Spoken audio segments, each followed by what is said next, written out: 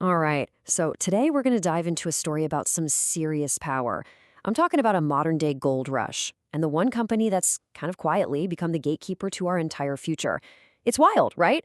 It all comes down to this tiny piece of silicone that's now calling the shots on how fast we can innovate as a species. Get this, startups are now hoarding GPUs like doomsday preppers.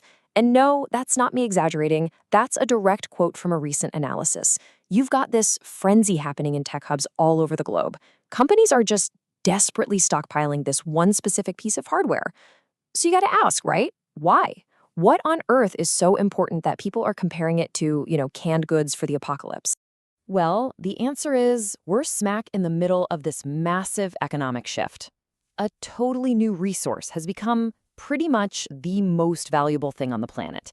And if you want to understand where we're all headed, you first have to understand this new digital gold.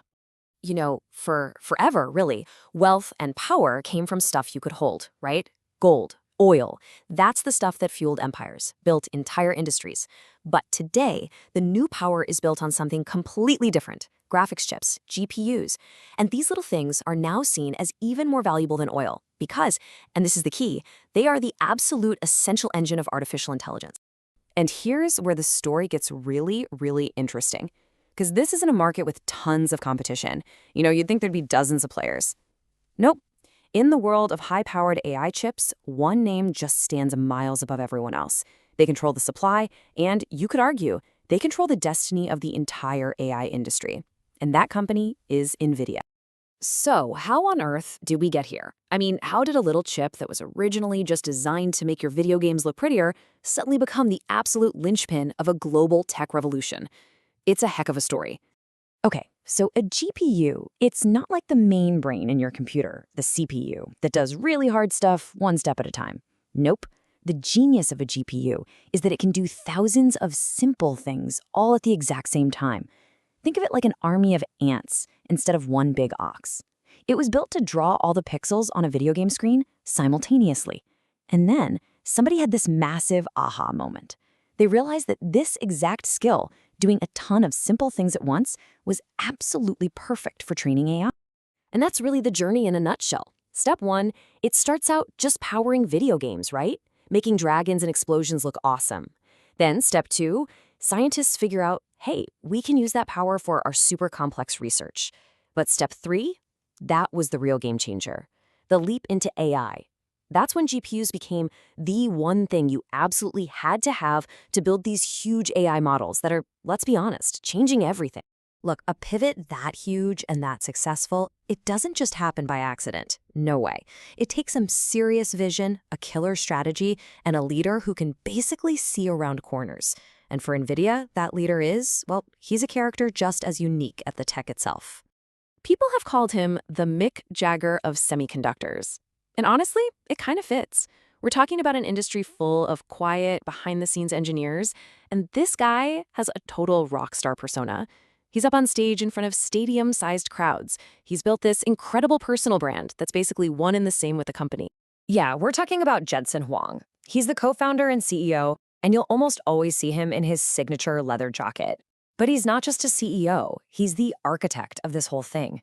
Years and years ago, he saw that GPUs could be way more than just for gaming, and he basically bet the entire company on that vision. And that bet, it didn't just pay off. It pretty much created the foundation for the entire AI industry as we know it today. So, what happens when one company has that much power? Well, pretty much what you'd expect. It kicks off this frantic, high-stakes scramble. Nvidia is holding all the keys to the kingdom, and every other company on the planet is just scrambling to get their hands on the hardware they need. It's become what everyone is calling the Great AI Arms Race. So why the desperation? I mean, why are people hoarding these things? Well, it all comes down to one word: speed. In the world of AI, being fast isn't just a nice to have, it's literally everything. And your speed is directly, one-to-one, tied to how much of this computing power you have. And this chart, wow, it just lays it all out plain as day. Look at this gap. If you have a bunch of these GPUs, you can train your AI models, you can test things, you can get your product out there at a crazy fast pace. But if you don't have them, you're basically standing still. You're just watching everyone else fly right by you. The difference is just, it's massive. So here's the real kicker. We're past the point where having these chips is just a competitive advantage. That's old news.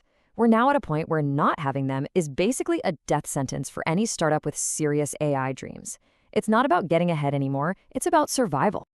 Okay, so this brings us to the big picture, right? When one single resource is this critical and it's controlled this tightly, what does that actually mean for the future of tech, for innovation, for competition itself?